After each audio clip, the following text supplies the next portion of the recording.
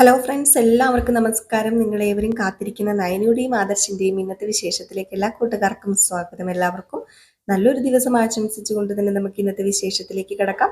അതിനു മുമ്പായിട്ട് ആരെങ്കിലും നമ്മുടെ ഈ ചാനൽ ആദ്യമായിട്ട് കാണുന്നുണ്ടെങ്കിൽ ഇതുവരെ നിങ്ങൾ സബ്സ്ക്രൈബ് ഒന്നും ചെയ്ത് വെച്ചിട്ടില്ലെങ്കിൽ തീർച്ചയായിട്ടും ഒന്ന് സബ്സ്ക്രൈബ് ചെയ്ത് വെച്ചോളൂ കേട്ടോ. അതിനോടൊപ്പം മാക്സിമം എല്ലാവരും നമ്മുടെ വീഡിയോ ഇഷ്ടപ്പെടുകയാണെങ്കിൽ ഒരു ലൈക്ക് അടിച്ചിട്ടേ പോകാവുള്ളേ. അപ്പോൾ തുടങ്ങുമ്പോൾ തന്നെ കാണിക്കുന്ന സീൻ എന്ന് പറഞ്ഞാൽ നമ്മുടെ നന്ദുവിനെ കാത്തിരിക്കുകയാണ് നയനയും നവ്യയും അതുപോലെ കനകയും ഒക്കെ. അപ്പൊ ഇതിനിടയിൽ നയന പറയുന്നുണ്ട്, അമ്മ അവളെ വിടേണ്ട കാര്യമില്ലായിരുന്നു, എന്തിനാ അമ്മ അവളെ വിട്ടത്? ഓഹോ, നീ ഇപ്പം ഇത് എന്നോട് തന്നെ പറയണം. നീയും പറഞ്ഞില്ലേ അവളോട് പൊക്കോളാനായിട്ട്? അല്ല, നിനക്ക് പറയത്തില്ലായിരുന്നു അവളോട് പോകണ്ട എന്ന്? എങ്കിൽ പിന്നെ പ്രശ്നമില്ലായിരുന്നല്ലോ. അത് പിന്നെ ഞങ്ങൾ പറയുന്നത് പോലെയാണോ അമ്മയും അച്ഛനും പറയുന്നത്? അമ്മയും അച്ഛനും കുറച്ച് സ്ട്രിക്റ്റ് ആകണം. സ്ട്രിക്റ്റ് ആയി കഴിഞ്ഞിട്ടുണ്ടെങ്കിലേ അവള് കുറച്ചൊതുങ്ങും, അതെനിക്കറിയാം. പക്ഷെ അമ്മയും അച്ഛനും സ്ട്രിക്റ്റ് ആകില്ല. അച്ഛൻ ഒരിക്കലും സ്ട്രിക്റ്റ് ആകില്ല. അച്ഛനോട് പറയണം, അവളോട് ദേഷ്യപ്പെടണം, ചെയ്യേണ്ടാത്ത കാര്യങ്ങൾ ചെയ്യരുത് എന്ന് തന്നെ പറയണമെന്ന്. അപ്പൊ പിന്നെ പ്രശ്നമില്ലല്ലോ. ഇതിപ്പം തോന്നിവാസമല്ലേ. പിന്നെ സാധാരണ പെൺകുട്ടികളെ പോലെ അല്ലാത്തത് കൊണ്ട് പ്രശ്നമില്ല, രാത്രിയൊക്കെ ഇറങ്ങി നടക്കാം. അതുമല്ല, പോലീസാകാനും കൂടി പോവുമല്ലേ. എങ്കിലും എനിക്ക് പേടി, അനിയെ കാണാനാണോ അവള് പോയതെന്ന്. അപ്പൊ കനകയും പറയുന്നുണ്ട്, അതാ മോളെ എൻ്റെ ഒരു പേടി. ഇനിയിപ്പം അനിയെ അവള് കണ്ടുമുട്ടുവോ? അനിയെ കണ്ടു കഴിഞ്ഞാൽ പിന്നെ എന്തൊക്കെയാ സംഭവിക്കാൻ പോവുക? അത് അനന്തപുരിയിൽ അറിഞ്ഞാൽ എന്തൊക്കെയാ സംഭവിക്കാൻ പോവുക? എല്ലാം കൂടി ഓർത്തിട്ട് ആകെപ്പാടൊരു വെപ്രാളോ, ഒരു സമാധാനവും കിട്ടുന്നില്ല. അപ്പൊ ഈ കാര്യമൊക്കെ ഇരിക്കുമ്പോഴാണ് നമ്മുടെ നന്ദു കയറി വരുന്നത്. അങ്ങനെ നന്ദു കയറി വന്ന ഉടനെ തന്നെ, എവിടെ പോയി കിടക്കുമായിരുന്നില്ലേ, കുറെ നേരമായല്ലോ നീ ഇവിടുന്ന് പോയിട്ട്. അത് പിന്നെ ചെറിയ പടക്കം പൊട്ടിക്കലും പരിപാടികളൊക്കെ ഉണ്ടായിരുന്നു. ഞാൻ പോകുന്നതിന്റെ ആഘോഷമായിരുന്നു. നീ പോകുന്നതിന്റെ ആഘോഷം. വീട്ടിൽ മനുഷ്യനിവിടെ സ്വൈര്യമായിട്ട് കിടന്ന് ഉറങ്ങാൻ പറ്റത്തില്ല. പാതിരാത്രി അവൾ ഇറങ്ങി നടക്കുക. അതിനിപ്പം അമ്മയോട് ആരാ പറഞ്ഞേ ഞാൻ പോയത് കൊണ്ട് പേടിച്ചിരിക്കാന്? ഞാനിങ്ങനെ പണ്ടും പോകാറുള്ളതല്ലായിരുന്നോ? പണ്ടും പോകാറുള്ളതായിരുന്നു. പക്ഷെ ഇപ്പം നിന്റെ ചുറ്റും ശത്രുക്കളുണ്ട്, അത് നിനക്കറിയാമോ? എന്ത് ശത്രുക്കൾ? ഏത് ശത്രുക്കള്? ആ അനാമികയുടെ അച്ഛനും അമ്മയും ഒക്കെ നിന്റെ ശത്രുക്കൾ തന്നെയാ. അവരെന്തും ചെയ്യാൻ വേണ്ടി നടക്കുക. അതുകൊണ്ടാണ് ഞാൻ പറഞ്ഞത് വീട്ടിലിരിക്കുന്നവർക്ക് സമാധാനം ഇല്ലെന്ന്. അപ്പൊ നയന, വാ മോള് ഏതായാലും കയറി അകത്തേക്ക് കയറിപ്പോ, ഇനിയിപ്പോ വഴക്ക് പറയാനൊന്നും നിൽക്കേണ്ട അമ്മയെന്ന് പറഞ്ഞു. അങ്ങനെ അകത്തേക്ക് കയറി പോയി. അപ്പൊ പുറകെ നമ്മുടെ നയനയും അകത്തേക്ക് കയറി ചെല്ലാണ്. അപ്പൊ നയന ചോദിച്ചു, അല്ല നീ എവിടെയാ സത്യത്തിൽ പോയത്? നീ അനിയെ കാണാൻ പോയതാണോ? ഇല്ല ചേച്ചി, ഞാൻ അനിയെ കാണാനൊന്നും പോയതല്ല. ഞാൻ എൻ്റെ കൂട്ടുകാരുടെ കൂടെ പോയതാ. ദേ, എന്നോട് നുണ പറയരുത്, സത്യം പറഞ്ഞോ? അയ്യോ സത്യോ ചേച്ചി, ഞാൻ അനിയെ കണ്ടിട്ടേ ഇല്ല.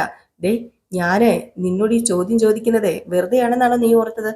എല്ലാ സത്യങ്ങളും അറിഞ്ഞിട്ട് തന്നെയാ ഞാൻ നിന്നോട് ഈ ചോദ്യങ്ങളൊക്കെ ചോദിക്കുന്നത്. നീ അനിയെ കണ്ടിട്ട് വരുന്നതാണെന്ന് എനിക്ക് നന്നായിട്ട് അറിയാം.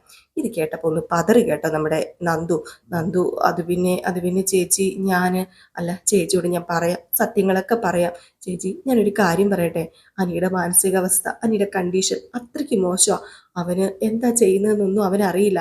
അന്ന് വിവാഹത്തിന്റെ അന്ന് തന്നെ അവന് ചെയ്ത് കണ്ടില്ലായിരുന്നോ? കുടിച്ച് മദ്യപിച്ച് ലഗ് കെട്ട് നടക്കല്ലായിരുന്നോ?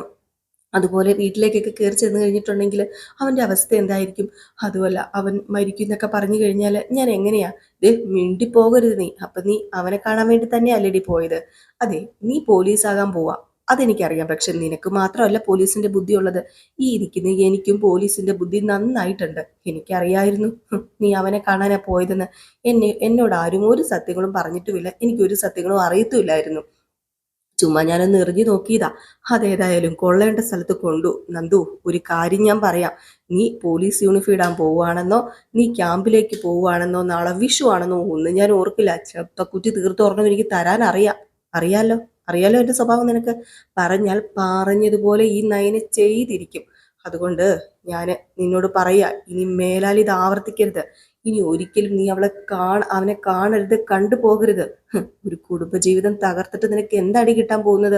അത് പിന്നെ അനിയും അനാമികയും ഇതുവരെ ഒരു കുടുംബജീവിതം ഒന്നും തുടങ്ങിയിട്ടില്ല. അവര് രണ്ടുപേരും രണ്ടായിട്ടാ കഴിയുന്നത്.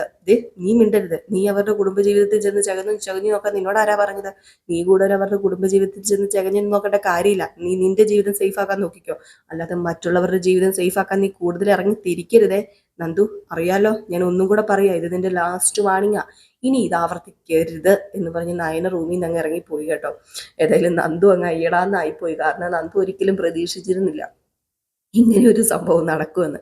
നമ്മുടെ നയന സത്യം പറഞ്ഞ് ഒന്ന് എറിഞ്ഞു നോക്കിയതാണ്, കറക്റ്റായിട്ട് അത് കൊള്ളുകയും ചെയ്തു.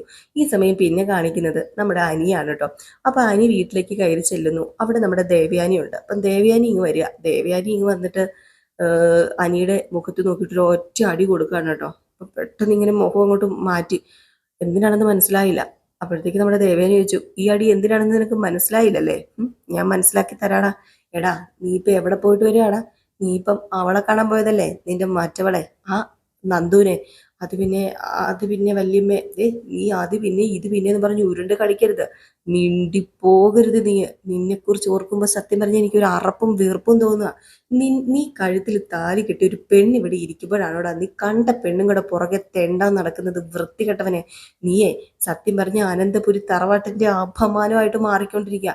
ഇതുവരെ ഇങ്ങനെ ഒരു കേസ് ഈ കുടുംബത്തിൽ ഉണ്ടായിട്ടില്ല. ഇതാദ്യമായിട്ടാ പെണ്ണിന്റെ പുറകെ നടക്കുന്നത്, അതും കല്യാണം കഴിഞ്ഞിട്ട്. എടാ, നിന്നോട് എത്ര തവണ ഞാനും നിന്റെ ഏടത്തിയും അതുപോലെ തന്നെ ആദർശമൊക്കെ മാറി മാറി പറഞ്ഞു, വേണ്ട, ഇത് ചെയ്യരുത് ചെയ്യരുത് എന്ന്. എന്നിട്ട് എന്തിനാ നീ ഇത് വീണ്ടും ആവർത്തിച്ചത്? അതിന്റെ കാര്യം നിനക്കുണ്ടായിരുന്നോ? നിനക്കുണ്ടായിരുന്നോ? അവളുണ്ടല്ലോ, ആ നന്ദു എന്ന് പറഞ്ഞവള്, അവള് ഭൂലോക വൃത്തികെട്ടവളാ. അവള് ആരെയെങ്കിലും കാണാൻ വേണ്ടി നോക്കിയിരിക്കുന്നവളാ. അയ്യോ, നന്ദുവിനെ അങ്ങനെയൊന്നും പറയരുത് വല്യമ്മേ. നന്ദു പാവാ. പാവം. അവള് പാവമൊന്നുമല്ല. എടാ, നീ അനാമികയെ സ്നേഹിക്കാൻ നോക്ക്. നിന്റെ ഭാര്യയല്ലേടാ അനാമിക. നീ കഴുത്തിൽ താലി കെട്ടിയ പെണ്ണൽ, നീ അതിന്റെ ഒരു ചെറിയൊരു അല്പം സ്നേഹം അവൾക്ക് നീ കൊടുത്തു നോക്ക്. അവള് നിന്നെ പൊന്നുപോലെ നോക്കൂടാ, സ്നേഹിക്കൂടാ, നിന്നെ സ്നേഹം കൊണ്ട് മൂടൂടാ. ആര് പറഞ്ഞു അവൾ എന്നെ സ്നേഹം കൊണ്ട് മൂടുമെന്ന്? അവൾ എന്നെ സ്നേഹം കൊണ്ടൊന്നും മൂടില്ല വല്യമ്മേ. എനിക്കറിയാം അവൾ എന്നെ സ്നേഹിക്കില്ലെന്ന് എനിക്ക് നന്നായിട്ട് അറിയാം. അവൾക്ക് എപ്പോഴും വലുത് പണവും കാര്യങ്ങളൊക്കെ തന്നെയാ. അതും അവൾക്ക് വിവരവും ബോധവും ഒന്നുമില്ല. ആര് പറഞ്ഞു അവൾക്ക് വിവരവും ബോധവും ഇല്ലെന്ന്? എടാ, അവളൊരു പെൺകുട്ടിയാ, അവളൊരു ഒറ്റ പെൺകുട്ടിയാ. അവളുടെ വീട്ടിൽ അവളുടെ അച്ഛൻ്റെയും അമ്മയുടെയും ലാളനയിലാ അവൾ വളർന്നത്. അതിൻ്റെ ചെറിയ കുറവുകൾ അവൾക്കുണ്ട്. അത് പരിഹരിച്ച് നീ അവളെ കൂടെ കൂട്ടുക ചെയ്യേണ്ടത്, നീ സ്നേഹിക്കുക ചെയ്യേണ്ടത്. അല്ലാതെ അവളെ വേണ്ടാന്ന് വെച്ചിട്ട് മറ്റൊരുത്തിയുടെ കൂടെ പോവുകയല്ല ചെയ്യേണ്ടത്. അതിനാടാ വൃത്തികെട്ടവെന്ന് പറയുന്നത്. അതിന് പല വാക്കുകളുണ്ട്. ആ വാക്കുകളൊക്കെ ഞാൻ പറഞ്ഞു കഴിഞ്ഞാലേ ചിലപ്പോൾ നീ സഹിച്ചെന്ന് വരില്ല. അതുകൊണ്ട് ഞാൻ പറയാ, കൈകുപ്പി പറയാ, നീ ചെയ്യരുത്. നീ ഒരിക്കലും നീ നെറുകെട് ചെയ്യരുത്. പിന്നെ എൻ്റെ മോനെ, നിന്നെ അടിച്ചതിൽ എനിക്ക് ഒരുപാട് വിഷമമുണ്ട്. സത്യം പറഞ്ഞാൽ ആദ്യമായിട്ടാണ് നിന്റെ കവിളത്ത് ഞാൻ ഒരു അടി തരുന്നത്. ഇതുവരെ നീ അതിന് ഇടയുണ്ടാക്കിയിട്ടില്ല. ചെറുപ്പത്തിലൊരു കുരുത്തക്കേട് ചെയ്തു പോലും നീ അതിന് ഇടയുണ്ടാക്കിയിട്ടില്ല. പക്ഷെ ഇപ്പം എനിക്ക് നിന്നെ തല്ലേണ്ടി വന്നു. അതോർക്കുമ്പം ഈ വല്യമ്മയ്ക്ക് സങ്കടമുണ്ട്. വേണ്ട വല്യമ്മേ, സങ്കടപ്പെടുമൊന്നും വേണ്ട. വല്യമ്മയ്ക്ക് എന്നെ അടിക്കാനുള്ള എല്ലാ അർഹതയും ഉണ്ട്. കാരണം എൻ്റെ അമ്മയേക്കാൾ കൂടുതൽ അർഹത വല്യമ്മയ്ക്ക് തന്നെയുള്ളത്. വല്യമ്മയ്ക്ക് എന്നെ എന്തും ചെയ്യാം, ശിക്ഷിക്കാം, ശ്വാസിക്കാം, എന്തും ചെയ്യാം. അത് പ്രശ്നമൊന്നുമില്ല. അത് എനിക്ക് വലിയ കുഴപ്പമൊന്നുമില്ല. എനിക്ക് വേദനയൊന്നും എടുത്തില്ല എന്ന് പറഞ്ഞിട്ട് ഇങ്ങനെ പോവുകയാണ് കേട്ടോ. നമ്മുടെ ദേവി എനിക്ക് എന്തോ പോലെ അടിച്ചു കഴിഞ്ഞപ്പോഴത്തേക്കും അടിക്കണ്ടായിരുന്നു എന്ന് തോന്നൂല. അല്ലെങ്കിൽ നമ്മുടെ കുട്ടികളെ അടിച്ചു കഴിയുമ്പോൾ അയ്യോ വേണ്ടായിരുന്നു, ദേഷ്യം അങ്ങ് തീർന്നു കഴിയുമ്പോൾ ആ ഒരു ഫീലിങ്സ് ആണ് കേട്ടോ. അപ്പം നേരെ നമ്മുടെ അനി ആദർശിന്റെ മുമ്പിലാണ് ചെന്ന് ചാടുന്നത്. അപ്പം അനീനെ കണ്ടതും ആദർശ് ചോദിച്ചു, അല്ല നീ ഇതെവിടെ പോയേക്കുമായിരുന്നു? എന്താ നിന്റെ മുഖത്തൊരു ക്ഷീണം? വല്ലാത്തൊരു ക്ഷീണം ഉണ്ടല്ലോ മുഖത്ത്. അല്ല, നിന്നെ ആരെങ്കിലും തല്ലിയോ? അത് പിന്നെ വല്യമ്മ എന്നെ തല്ലി. അമ്മയോ? അമ്മ എന്തിനാ നിന്നെ തല്ലിയത്? അത് പിന്നെ കുട്ടിക്കാലത്ത് എന്നെ എന്തെങ്കിലും ചെയ്താൽ പോലും നിന്നെ തല്ലില്ലായിരുന്നല്ലോ. എന്നിട്ട് ഇപ്പൊ എന്താ നിന്നെ തല്ലിയത്? അത് അത് പിന്നെ തല്ലാന് കാരണമുണ്ട്. കാരണം ഉണ്ടായിട്ട് തന്നെയാ എന്നെ തല്ലിയത്. അത് എന്ത് കാരണം എന്നാ ഞാൻ ചോദിച്ചത്. അല്ല, കാരണം എന്താണെന്ന് വെച്ചാൽ നീ പറ.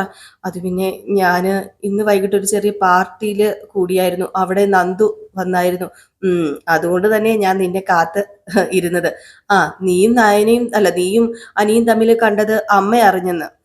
അതുകൊണ്ടല്ലേ അമ്മ നിന്നെ തല്ലിയത്. എന്നാ പിന്നെ ഒരു കുഴപ്പമില്ല, ഞാൻ തരേണ്ടതാ അമ്മ തന്നത്, അത്ര തന്നെ. എടാ, നിനക്കിത് എന്തിന്റെ കേടാ? നിന്നോട് ഞാൻ 1000 തവണ പറഞ്ഞതാ നീ അവക്ക് ഇഷ്ടമില്ലാത്തതൊന്നും ചെയ്യരുത് എന്ന്. അത് പിന്നെ അവള് എനിക്കിഷ്ടമുള്ള എന്തെങ്കിലും ചെയ്യുന്നുണ്ടോ ഏട്ടാ? അവള് ഏതെങ്കിലും ആൺകുട്ടികളുടെ പിന്നാലെ പോകുന്നുണ്ടോ? ഇല്ലെന്ന് എനിക്ക് ഉറപ്പൊന്നുമില്ല. നീ എന്താടാ അങ്ങനെ പറഞ്ഞത്? അത് പിന്നെ അവളുടെ വീട്ടിൽ പോകുമ്പം പഴയ ഫ്രണ്ട്സിനെയൊക്കെ കാണാറുണ്ടല്ലോ. അത് പഴയ ഫ്രണ്ട്സാ, അല്ലാതെ അവളുടെ വേറെ ആരെങ്കിലും ആണോ? അത് പിന്നെ അവളുടെ മൊബൈൽ എടുത്ത് ഒന്ന് നോക്കണം ഏട്ടൻ. അതിൽ കൂടുതലും ആൺകുട്ടികളാ. പിന്നെ അവളുടെ പഴയകാല ചരിത്രം അന്വേഷിച്ചാല് അത് അത്രയ്ക്ക് നല്ലതൊന്നുമല്ല. ഓ, നീ അവൾക്കെതിരെ ഓരോ കാരണം ഉണ്ടാക്കുമായിരിക്കും. എനിക്ക് അവളെ സംശയമൊന്നുമില്ല ഏട്ടാ. പറയേണ്ട കാര്യം ഞാനങ്ങ് പറഞ്ഞതേ ഉള്ളൂ. പിന്നെ അത് മാത്രമല്ല, അവൾ ആരെ കണ്ടാലും അതെന്നെ ബാധിക്കില്ല. അവൾ ആരുടെ കൂടെ പോയാലും എനിക്ക് കുഴപ്പമില്ല. ഞാൻ ആകെ കൂടി ഒരു പെൺകുട്ടിയുടെ പിന്നാലെ പുറകെ നടന്നിട്ടുള്ളൂ. അത് നന്ദുവാ. പക്ഷെ എനിക്ക് അവളുടെ 1-2 ഫ്രണ്ട്സിനെ അറിയാം. പഠിക്കുന്ന കാലത്ത് ഒരു 4-5 പേരെയൊക്കെ സ്നേഹിച്ചിട്ടുണ്ട്, അതും ആത്മാർത്ഥമായിട്ട് തന്നെ. അവരുമായിട്ട് ചുറ്റി കറങ്ങിയിട്ടുമുണ്ട്. അതൊന്നും ഞാൻ അവളോട് ചോദിച്ചിട്ടില്ല. കാരണം അത് എന്നെ ബാധിക്കില്ലെന്ന് ഞാൻ പറഞ്ഞല്ലോ ആദർശേട്ടാ. എടാ, വിവാഹത്തിന് മുമ്പ് അങ്ങനെ പ്രേമവും ഇഷ്ടവും ഒക്കെ ഉണ്ടാകും. വിവാഹത്തിന് ശേഷം അങ്ങനെ എന്തെങ്കിലും ഉണ്ടോ? അത് പിന്നെ ഏട്ടാ, അവളിപ്പോഴും നമ്മളറിയാതെ ക്ലബിലൊക്കെ പോകുന്നുണ്ട്. അതുമാത്രമല്ല, അവൾ പല കാര്യങ്ങളിലൊക്കെ ഏർപ്പെടുന്നുണ്ട്. ഞാൻ എങ്ങനെ പോയാലും അവൾക്ക് ഒരു കുഴപ്പമില്ല. പിന്നെ വീട്ടിനകത്തൊരു പ്രശ്നം ഉണ്ടാക്കാൻ വേണ്ടിയാ അവൾ ഈ നന്ദുവായിട്ടുള്ള കൂടിക്കാഴ്ചയെ വലിയ സംഭവമാക്കി എടുക്കുന്നത്. അനി, ഞാൻ പറയുന്നൊന്ന് മനസ്സിലാക്ക. നീ അവളുടെ സ്വഭാവം മാറ്റിയെടുത്തിട്ട് അവളുമായിട്ട് നല്ലൊരു ഫാമിലി ലൈഫ് ഉണ്ടാക്കുക ചെയ്യേണ്ടത്. ഇവിടെ എല്ലാവരും അത് തന്നെയല്ലേടാ ആഗ്രഹിക്കുന്നത്. അതല്ലേ ചെയ്യേണ്ടത്. അത് ചെയ്യാതെ നീ ഇങ്ങനെ ചുറ്റിക്കറങ്ങി നടക്കുന്നതിന് അമ്മ നിന്നെ അടിച്ചത്. അത് പിന്നെ ഏട്ടാ, എനിക്ക് വയ്യ. ഒരിക്കലും പൊരുത്തപ്പെടാത്ത ഒരുത്തിയ എന്റെ കൂടെ ഉള്ളത്. എടാ, നീ അതൊക്കെ അങ്ങ് വിടടാ. നമ്മൾ 3 പേരിൽ ഏറ്റവും ഇളയവനാരാ? നീയല്ലേ. നിന്റെ ജീവിതം തകരുന്നത് ഇവിടെ ആർക്കും സഹിക്കാൻ പറ്റില്ല.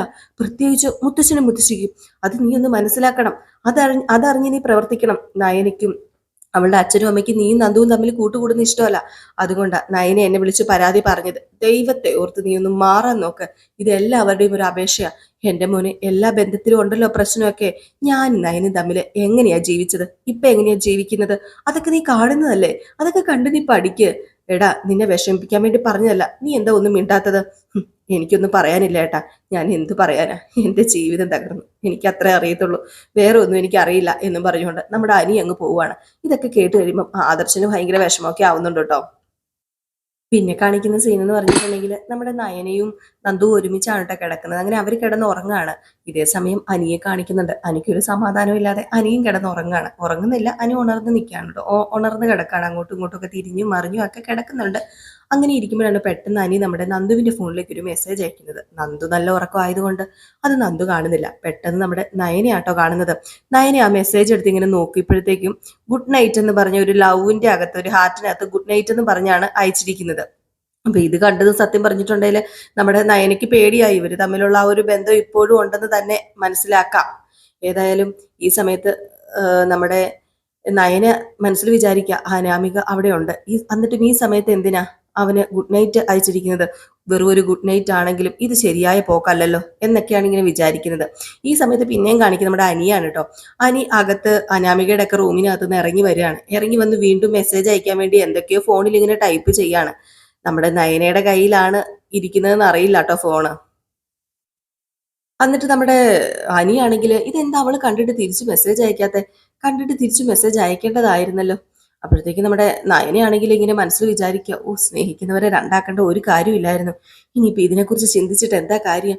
ഇനിയിപ്പോ എങ്ങനെയെങ്കിലും അനിയുടെ നന്ദുവിന്റെ മനസ്സ് മാറ്റിയെടുത്തേ പറ്റൂ. ഇങ്ങനെ പോയി കഴിഞ്ഞാൽ ശരിയാവില്ല എന്ന് പറഞ്ഞ് ഫോൺ അവിടെ വെച്ചിട്ട് വീണ്ടും കിടക്കാണ് കേട്ടോ നമ്മുടെ നയനയ്ക്ക് സത്യം പറഞ്ഞ സമാധാനം നഷ്ടപ്പെട്ടു. ഇങ്ങനെ പോയി കഴിഞ്ഞിട്ടുണ്ടെങ്കിൽ അനിയുടെ ജീവിതവും നന്ദുവിന്റെ ജീവിതവും അനാമികയുടെ ജീവിതവും ഒക്കെ തൊലഞ്ഞു കോഞ്ഞാട്ടയാവുന്നത് നമ്മുടെ നയനയ്ക്ക് നന്നായിട്ട് മനസ്സിലായിട്ടുണ്ട്. പിന്നെ നേരം പരപരാ വെളുക്കുന്നു. വിഷു ആയി കേട്ടോ. ഏതായാലും വിഷുവിന് നമ്മുടെ നയന സെറ്റ് സാരിയൊക്കെ ഉടുത്ത്, നമ്മുടെ കനകയും സെറ്റ് സാരിയൊക്കെ ഉടുത്ത് നയനെ ഇങ്ങനെ കണ്ണൊക്കെ പൊത്തി ഇങ്ങനെ കൊണ്ടുവരികയാണ് കേട്ടോ, കണി കാണിക്കാൻ വേണ്ടി. ആ ഒരു സീനാണ് പിന്നെ കാണിക്കുന്നത്. അങ്ങനെ നവ്യനെ രണ്ടാമത് കൊണ്ടുവരുന്നു. നന്ദു ആട്ടോ നവ്യനെ ഇങ്ങനെ കൈയൊക്കെ പൊത്തി ഇങ്ങനെ കണ്ണൊക്കെ പൊത്തി ഇങ്ങനെ കൊണ്ടുവരുന്നത്. നവ്യയും സെറ്റ് സാരിയൊക്കെ കൊടുത്ത് കിടിലൻ ലുക്കിൽ തന്നെയാണ് വരുന്നത്. അങ്ങനെ എല്ലാവർക്കും വിഷു കൈനീട്ടമൊക്കെ കൊടുത്ത് ഉമ്മയൊക്കെ കൊടുക്കുകയാണ് ആര്, നമ്മുടെ കനക. നവ്യയ്ക്കും നയനയ്ക്കും നന്ദൂനും ഒക്കെ. അവരാണെങ്കിൽ വിഷു കൈനീട്ടമൊക്കെ മേടിച്ച് സന്തോഷത്തോടു കൂടിയൊക്കെ ഇങ്ങനെ നിൽക്കുകയാണ്. എന്നിട്ട് ഹാപ്പി വിഷു ഒക്കെ നമ്മുടെ കനക പറയുകയാണ്. അത് കഴിഞ്ഞിട്ട് നയന ഓടി ഇങ്ങനെ തിണ്ണേ ചെന്ന് നോക്കി നിൽക്കുകയാണ്. നമ്മുടെ ദേവയാനി വരുമല്ലോ. അപ്പം ദേവയാനിയുടെ കയ്യിൽ നിന്ന് വിഷു കൈനീട്ടം മേടിക്കണം, ദേവയാനിക്ക് വിഷു കൈനീട്ടം കൊടുക്കണം. അപ്പം അതുകൊണ്ട് ഇങ്ങനെ ദേവയാനിനെ ഇങ്ങനെ നോക്കി നിൽക്കുന്ന ആ ഒരു സീന് കാണിച്ചിട്ടാട്ടോ ഇന്നത്തെ വിശേഷം അവസാനിക്കുന്നത്. അപ്പോൾ എല്ലാവരും കാത്തിരിക്കുക. അടിപൊളി വിശേഷങ്ങൾ തന്നെയാണ് വരാനിരിക്കുന്നത്. മിസ് ചെയ്ത് കളയരുത് കേട്ടോ. നമ്മൾ ഇന്ന് രാവിലെ 6:53 രേവതിയുടെയും സച്ചിയുടെയും വിശേഷവും, അതുപോലെ തന്നെ 7:30 നയനയുടെയും ആദർശിന്റെയും വിശേഷവും, ബാലന്റെയും കോമതിയുടെയും വിശേഷം നമ്മുടെ റിയൽ സ്റ്റോറിക്കകത്ത് ഇടുന്നുണ്ട് കേട്ടോ. അതിന് രാവിലെ തന്നെ നമ്മൾ പോസ്റ്റ് ചെയ്യുന്നുണ്ട്. റിയൽ സ്റ്റോറി എന്നാണ് ചാനലിന്റെ പേര്. ഫുൾ വിശേഷവും പ്രമോ വിശേഷവും ഇടുന്നുണ്ട്, ഗോമതിയുടെയും ബാലന്റെയും. പിന്നെ ഗൗതമിന്റെയും നന്ദയുടെയും വിശേഷം നമ്മൾ റിയൽ സ്റ്റോറി ന്യൂ എന്ന് പറയുന്ന വേറൊരു ചാനലിനകത്തും ചെയ്യുന്നുണ്ട്. അപ്പൊ നിങ്ങളൊക്കെ കഥയൊക്കെ കാണുന്നുണ്ടെങ്കിൽ നമ്മൾ പോയത് സപ്പോർട്ട് ചെയ്യുക. അപ്പൊ എല്ലാവർക്കും ടാറ്റാ, ബൈ ബൈ.